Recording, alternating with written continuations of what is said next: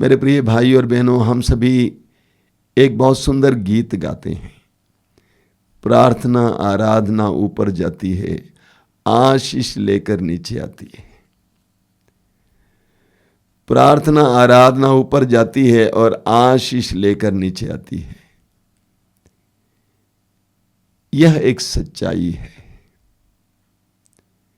यह एक सच्चाई है कि प्रार्थना आराधना ऊपर जाती है तो उसके साथ आशीष बरसती है।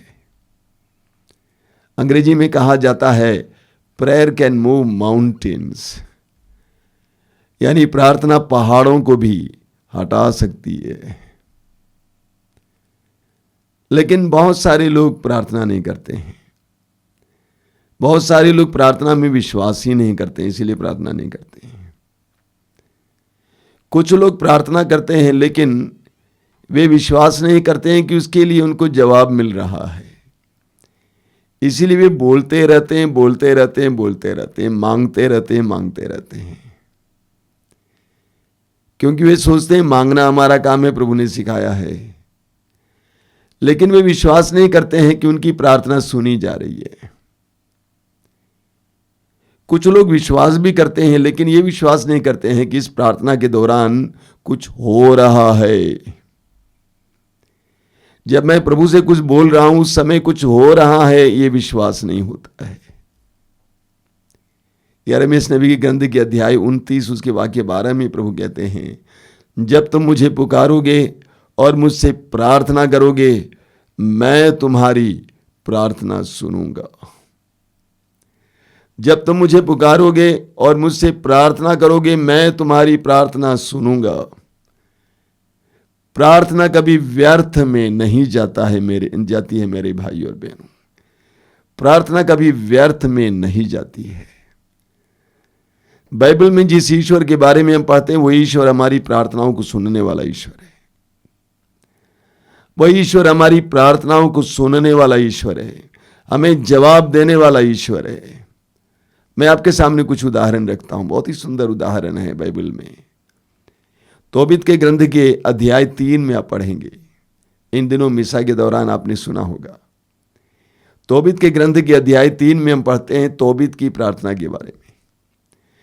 तोबीत एक धर्मी यहूदी थे, लेकिन अब परदेश में थे, गुलाम थे।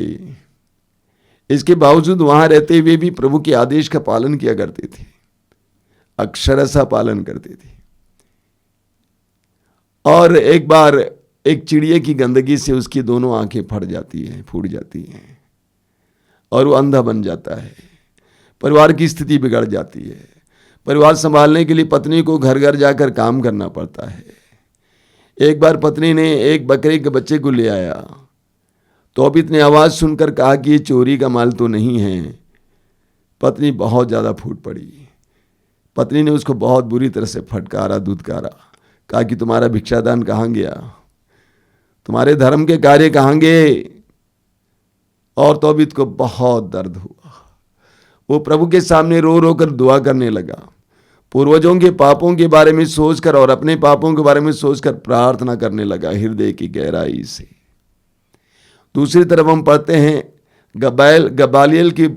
गबायल की बेटी सारा के बारे में। उसकी 7 बार शादी हुई थी, लेकिन 7 पति पहली रात को ही एक पिशाच के द्वारा मार डाले गए। और एक दिन सारा की दासी ने उसको फटकारा, कहा कि हे 7 पुरुषों के हत्यारिन, तुम भी मर जाती। बहुत पीड़ा में आ जाती है, दर्द में आ जाती है। पहले आत्महत्या करने को सोचती है, लेकिन बाद में वह प्रभु से प्रार्थना करने लगती है, रो रो कर प्रार्थना करने लगती है। तोबीत का ग्रंथ अध्याय 3 वाक्य 16 में आप पढ़ेंगे, ईश्वर ने दोनों की प्रार्थनाएं सुनी। दोनों की प्रार्थनाएं ईश्वर तक पहुंच गईं और ईश्वर ने प्रार्थनाओं के जवाब के रूप में स्वर्गदूत राफेल को भेजा, जिसके द्वारा दोनों का उद्धार हुआ। बोलिए hallelujah, hallelujah, hallelujah, hallelujah, hallelujah. कोई भी प्रार्थना व्यर्थ नहीं जाती है मेरे प्रिय भाई और बहनों। कोई भी प्रार्थना व्यर्थ नहीं जाती है। जवाब मिलेगा। कब मिलेगा? आई डोंट नो, हम नहीं जानते, लेकिन जवाब मिलेगा। हमें दानियल के ग्रंथ में बहुत सुंदर उदाहरण मिलता है। दानियल का ग्रंथ अध्याय 9, दानियल भी परदेश में था। एक बार दानियल यिर्मयाह नबी के ग्रंथ पढ़ रहा था। अचानक उसमें एक भविष्यवाणी दिखाई दी, जहां पर यिर्मयाह नबी ने यरूशलेम मंदिर के विनाश के बारे में लिखा है। ये पढ़ते ही दानियल फूट फूट कर रोने लगा, बहुत भाव विभोर हो गया। और वचन में लिखा हुआ है कि दानियल ने टाट ओढ़ कर उपवास करते हुए प्रार्थना करना शुरू किया। यरूशलेम की जनता के पापों के बारे में बोल बोल कर उपवास करने लगा, प्रार्थना करने लगा।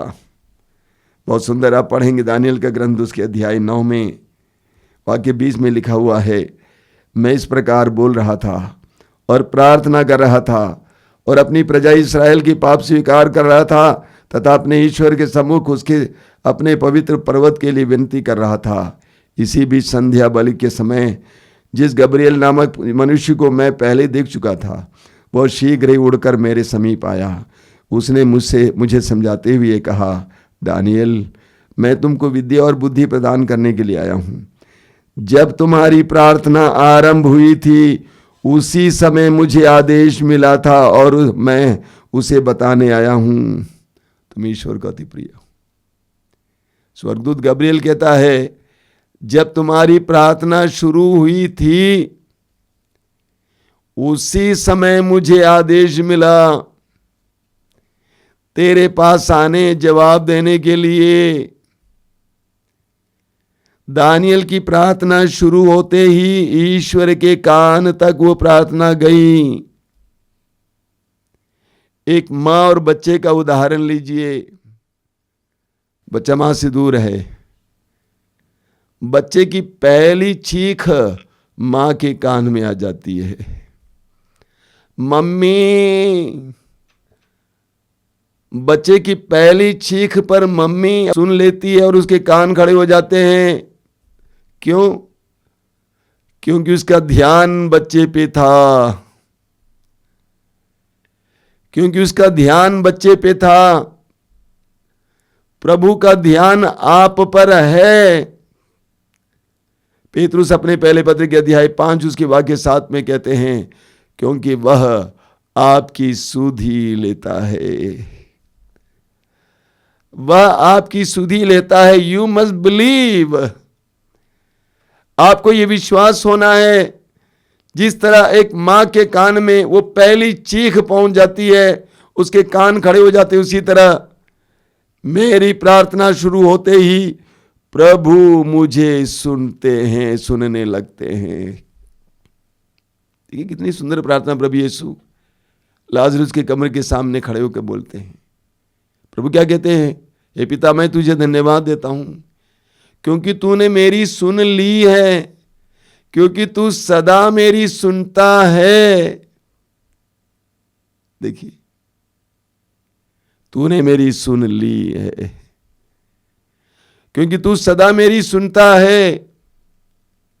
हमें लूकास के समाचार के अध्याय 1 में पढ़ने को मिलता है जकरिया के बारे में। जकरिया की पत्नी एलिजबेथ बांझ थी। वाक्य 8 से पढ़ेंगे कि जकरिया यरूशलेम मंदिर में प्रभु के पवित्र स्थान में धूप चढ़ा रही थी। सारी जनता बाहर थी। जकरिया धूप चढ़ा रहे थे और अचानक जकरिया को स्वर्गदूत दिखाई दिया और स्वर्गदूत गब्रिएल ने जकरिया से कहा, डरिए नहीं। आगे क्या कहते स्वर्गदूत? आपकी प्रार्थनाएं सुनी गई हैं, आपकी प्रार्थनाएं सुनी गई हैं। आपकी पत्नी एलिजबेथ गर्भवती होगी और पुत्र प्रसव करेगी। आपकी प्रार्थनाएं सुनी गई हैं। हमारी प्रार्थनाएं सुनी जाती हैं। विश्वास करना, यहीं पर लोग पिट जाते हैं। बहुत बोलते हैं लेकिन ये विश्वास नहीं कर पाते कि मैं जो मांग रहा हूं मुझे मिल रहा है। बोलिए hallelujah, hallelujah, hallelujah. Hallelujah, hallelujah. हमें प्रेरित चरित्र के अध्याय 10 में कॉर्नेलियुस के बारे में पढ़ने को मिलता है। कॉर्नेलियुस विश्वासी नहीं थे, गैर विश्वासी थे, मसीही नहीं थे, गैर विश्वासी। लेकिन कॉर्नेलियुस प्रार्थना करते थे, भिक्षा दान देते थे। वचन में लिखा हुआ है प्रेरित चरित्र अध्याय 10 वाक्य 4 में कि कॉर्नेलियुस जब प्रार्थना में था उस समय ईश्वर का दूत उसके यहाँ आकर कह रहा है, कॉर्नेलियुस। कॉर्नेलियुस ने उस पर आंखें गड़ाकर तथा भयभीत होकर कहा, महोदय बात क्या है? और स्वर्गदूत ने उत्तर दिया, आपकी प्रार्थनाएं और आपके भिक्षादान ऊपर चढ़कर ईश्वर के सामने पहुंचे और उसने आपको याद किया।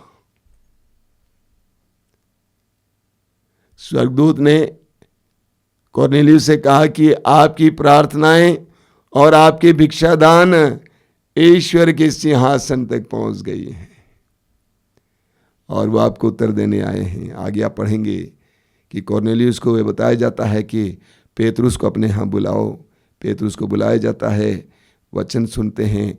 कॉर्नेलियुस और संपूर्ण परिवार प्रभु यीशु मसीह में विश्वास करके बपतिस्मा ले लेते हैं। हमारी प्रार्थनाएं व्यर्थ नहीं होती हैं मेरे प्रिय भाई और बहनों। मैंने आपके सामने बहुत कम उदाहरण रखा, ऐसे दर्जनों दर्जनों उदाहरण मैं आपके सामने रख सकता हूं, लेकिन बहुत कम उदाहरण रखा है ताकि हमें विश्वास हो कि हमारी प्रार्थनाएं सुनी जाती हैं। लेकिन कुछ बातें मैं आपके सामने रखना चाहता हूं, किसकी प्रार्थनाएं सुनी जाती हैं। हम पढ़ेंगे प्रवक्ता ग्रंथ के अध्याय 35, book of Sirach chapter 35 verse 20। जो सारे हृदय से प्रभु की सेवा करता है उसकी सुनवाई होती है। बहुत जबरदस्त वचन है। प्रवक्ता ग्रंथ अध्याय 35 वाक्य 20। जो सारे हृदय से प्रभु की सेवा करता है उसकी सुनवाई होती है। उसकी प्रार्थना मेघों को चीर कर ईश्वर तक पहुंच जाती है। तो ये रिक्वायरमेंट है, ये आवश्यकता है। जो सारे हृदय से प्रभु की आराधना करता है, प्रभु की सेवा करता है, प्रभु के लिए समर्पित है, उसकी सुनवाई होती है। उसकी प्रार्थनाएं मेघों को चीर कर प्रभु तक पहुंच जाती है, प्रभु के कान तक पहुंच जाती है। बोलिए हालेलुया, हालेलुया, हालेलुया, हालेलुया। और एक पॉइंट है कि कैसी प्रार्थनाएं प्रभु को प्रिय हैं, प्रभु सुनते हैं। हम यूहन्ना का पहला पत्र अध्याय 5 उसके वाक्य 14 में पढ़ते हैं। यूहन्ना का पहला पत्र अध्याय 5 वाक्य 14 में यूहन्ना कहते हैं, हमें ईश्वर पर यह भरोसा है कि यदि हम उसकी इच्छा अनुसार उससे कुछ भी मांगते हैं तो वह हमारी सुनता है। एक बार और सुन लीजिए, हमें ईश्वर पर यह भरोसा है कि यदि हम उसकी इच्छा अनुसार उससे कुछ भी मांगते हैं तो वह हमारी सुनता है। मैंने आपसे कहा कि उसकी सुनवाई होती है जो सारे हृदय से प्रभु की सेवा करता है। अब यहां संत यूहन्ना कहते हैं कि कैसी प्रार्थनाएं सुनी जाती हैं, ये स्पष्ट जानना जरूरी है। जो प्रभु की इच्छा के अनुसार हों, जो प्रभु की आज्ञाओं के अनुसार हों, जो प्रभु की योजनाओं के अनुसार हों। कान खोलकर सुनिएगा, समझिए। हम कुछ भी मांगे प्रभु नहीं देंगे। प्रभु की इच्छा के अनुसार जो है वो हम मांगेंगे, हमें मिल जाएगा। वचन कहता है कि हमें से हर एक के लिए ईश्वर की एक योजना है। उस योजना के तहत आप जो कुछ मांगे प्रभु आपको दे देंगे। प्रभु की शिक्षाओं के मुताबिक आप जो कुछ मांगेंगे वो प्रभु आपको देंगे। प्रभु की जो शिक्षाएं हैं उन शिक्षाओं के विपरीत आप कुछ भी मांगेंगे प्रभु आपको नहीं देंगे। प्रभु की एक नियम है, उसके अनुसार आप मांगेंगे तो आपको मिल जाएगा। अगर आप चाहेंगे कटहल के पेड़ पर आम फलें, प्रभु कहेंगे सॉरी, ये मेरे विधान के अनुसार नहीं है। कटहल के पेड़ पर कटहल ही फलेंगे। मैं एक जवान बेटी को जानता हूं, बहुत ही लाचार परिवार की है, लेकिन बहुत अच्छी लड़की, शालीन लड़की है। वो डॉक्टरों के जीवन से बहुत प्रभावित है, इसीलिए चलती फिरती भी ऐसा लगता है जैसा कि वो डॉक्टर है। उसने कहा कि मैं डॉक्टर बनना चाहता हूँ, मैं मेडिसिन करना चाहती हूँ। मैंने उसके परिवार को अच्छी तरह जानते हुए कहा कि बेटा ये तुम्हारे लिए कुछ असंभव हो सकता है, ये तुम्हारे लिए कुछ असंभव हो सकता है। क्यों? क्योंकि डॉक्टरी की पढ़ाई करने के लिए आपको बहुत मेहनत करनी होती है। आपके घर की परिस्थिति मेहनत के लायक नहीं है। आपको बहुत ज्यादा इंटेलेक्चुअल सपोर्ट की जरूरत होती है बहुत सारे लोगों की, ये तुम्हें नहीं मिल सकती है। आपको बहुत पैसे की जरूरत होती है, कम से कम 1 करोड़ रुपए चाहिए आपको MBBS करना हो तो, ये तुम्हारे पास नहीं है। वरना तुम्हें घर से दूर रहकर पढ़ाई करना होगा, उसके लिए बहुत खर्च होगा। कुल मिलाकर आपके परिवार के लिए ईश्वर की जो योजना है उसके तहत ये है, मुझे शक है। कुछ दूसरा काम ढूंढ लो जो इसी तरह चिकित्सा से संबंधित हो। तो इस बात को जानना जरूरी है कि हमारी प्रार्थनाएं ईश्वर की योजना, व्यक्तिगत योजना और ओवरऑल योजना, ईश्वर के आदेश और ईश्वर की इच्छा के अनुसार होनी चाहिए। बोलिए hallelujah, hallelujah, hallelujah, hallelujah, hallelujah. हम इस बात पर मनन कर रहे हैं कि कैसी प्रार्थनाएं सुनी जाती हैं। यूहन्ना के समाचार के अध्याय 4 में प्रभु यीशु ने समारी स्त्री से कहा कि कैसी प्रार्थनाएं प्रभु सुनते हैं। समारी स्त्री से क्या कहा? यूहन्ना के समाचार अध्याय 4 उसके वाक्य 23 और 24 में प्रभु ने कहा, वह समय आ रहा है, आ ही गया है, जब सच्चे आराधक आत्मा और सच्चाई से पिता की आराधना करेंगे। पिता ऐसे ही आराधकों को चाहता है। ईश्वर आत्मा है, उसके आराधकों को चाहिए कि वे आत्मा और सच्चाई से उसकी आराधना करें। प्रभु कहते हैं कि ईश्वर की दृष्टि में वे आराधना ज्यादा प्रिय होंगी जो आत्मा और सच्चाई से हों। जब हमारी प्रार्थना आत्मा और सच्चाई से है, उस समय उसकी सुनवाई होती है। सबसे पहले सच्चाई से होनी चाहिए। मत्ती के समाचार के अध्याय 6 में प्रभु यीशु कहते हैं कि वाक्य 5 और 7 में, 5 में प्रभु कहते हैं, ढोंगियों की तरह प्रार्थना नहीं करो। वे सभागृहों में और चौकों पर खड़ा होकर प्रार्थना करना पसंद करते हैं, जिससे लोग उन्हें देखें। मैं तुम लोगों से कहता हूं, वे अपना पुरस्कार पा चुके हैं। लोगों को दिखाने के लिए नहीं, वहां कोई सच्चाई नहीं है। उसी तरह वाक्य 7 में प्रभु कहते हैं, प्रार्थना करते समय गैर यहूदियों की तरह रट नहीं लगाओ। वे समझते हैं लंबी लंबी प्रार्थनाएं करने से हमारी सुनवाई होती है। उनके समान नहीं बनो, उनके समान नहीं बनो। तो प्रभु कहते हैं तुम्हारी प्रार्थना में सच्चाई होनी चाहिए। एक ये दिखाने के लिए नहीं होना चाहिए, दूसरा रट लगाना, सिखाई गई प्रार्थना रट लगाओ, चिल्लाओ, और जीवन की सच्चाई होनी चाहिए।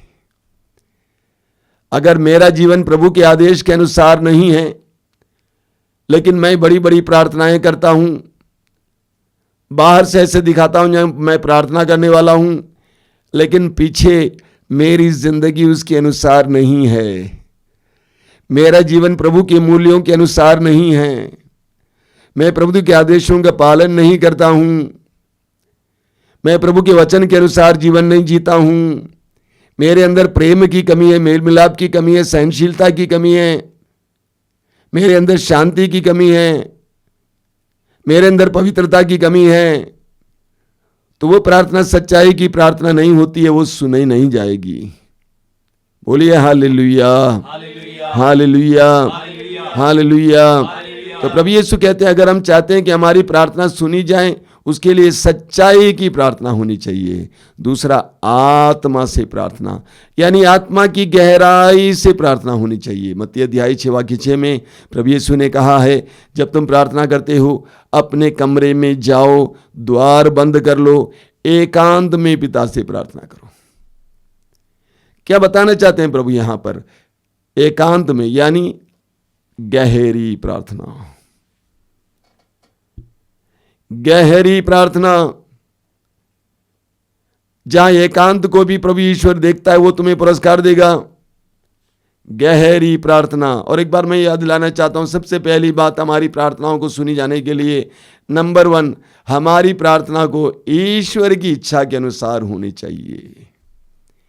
नंबर 2, हमारी प्रार्थनाएं सच्चाई की प्रार्थना होनी चाहिए, दिखावे की नहीं होनी चाहिए, शब्दों की नहीं होनी चाहिए। हमारी प्रार्थना में ईमानदारी होनी चाहिए।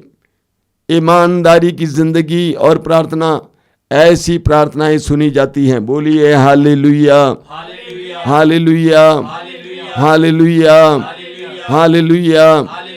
ईश्वर हमारी प्रार्थनाओं को सुनता है, हमें जवाब देता है। इन दिनों विशेष करके आश्रम में बहुत प्रार्थनाएं चलती हैं और हमें सैकड़ों लोगों से ये साक्ष्य मिलते हैं। मैं आपको क्या बताऊंगा, एक एक व्यक्ति का नाम लूंगा तो बहुत बड़ी संख्या है। वे बोलते हैं कैसे पूरा परिवार कोविड से ग्रस्त था, वे प्रार्थना में लीन थे, कैसे प्रभु ने उनको छुटकारा दिया।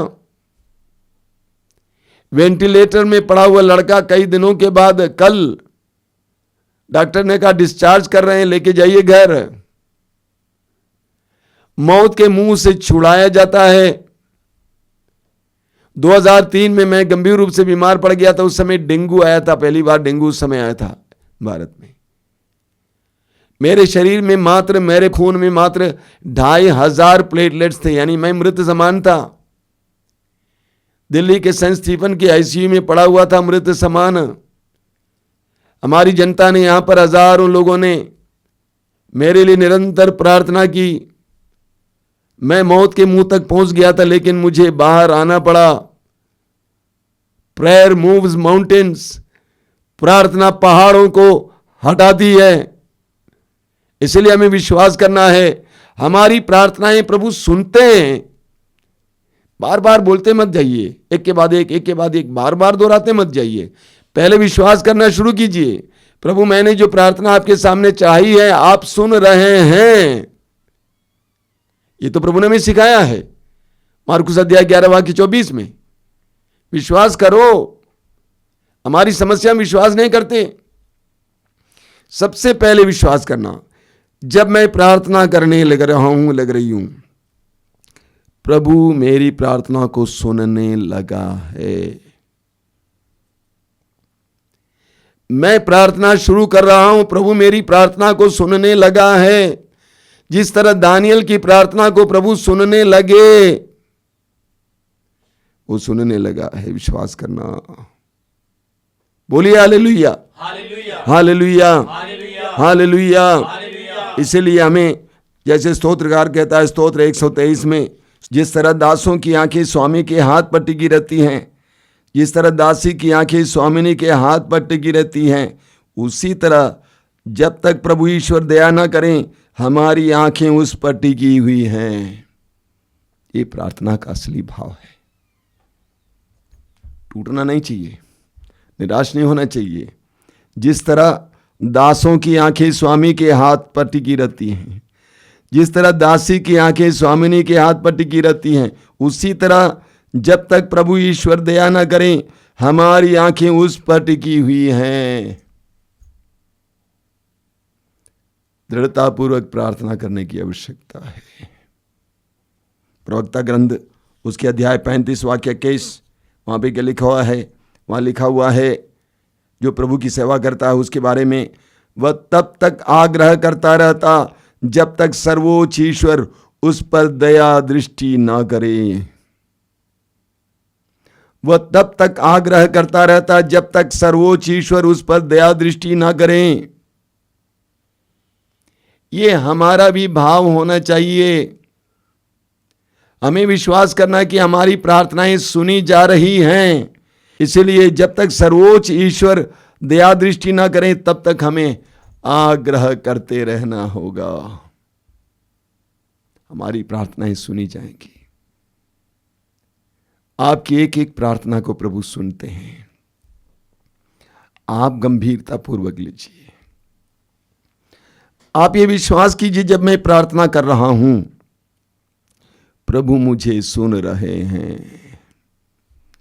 तब आपकी प्रार्थना गंभीर हो जाएगी, तब आपकी प्रार्थना गहरी हो जाएगी, तब आपकी प्रार्थना विश्वासमय हो जाएगी।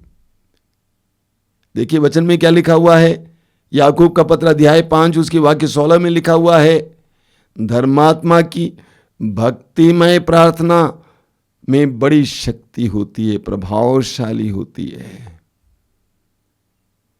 धर्मात्मा की भक्तिमय प्रार्थना बड़ी प्रभावशाली होती है।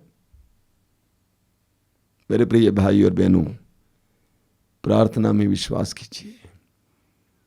ये विश्वास कीजिए कि हमारा प्रभु हमारी पुकार सुनने वाला है। ये विश्वास कीजिए आपकी प्रार्थना को प्रभु सुन रहे हैं, एक एक प्रार्थना को सुन रहे हैं।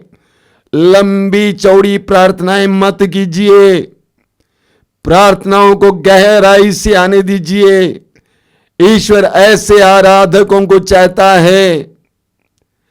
रटिए मत, गहराई से आने दीजिए। मैं आपसे कहता हूं, जिस समय आपके हृदय की गहराई से प्रार्थना निकलेगी, उस समय प्रभु कान लगाकर सुनने लगेंगे। आइए हम प्रार्थना करें। प्रभु यीशु,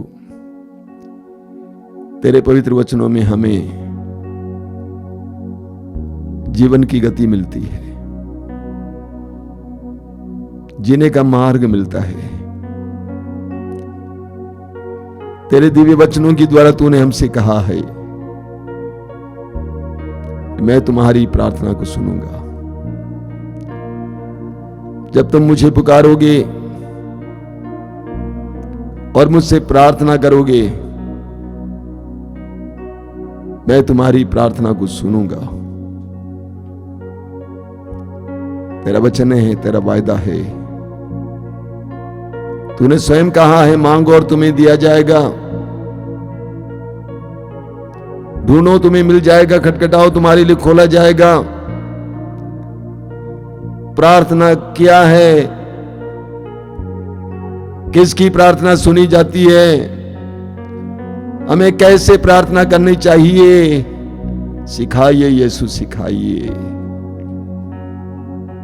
बार बार मांगने के बजाय ये विश्वास करने की कृपा दीजिए कि प्रभु दे रहे हैं, सुन रहे हैं। ऐसी दृढ़ता दीजिए यीशु हम विश्वासियों को। धन्यवाद यीशु, धन्यवाद।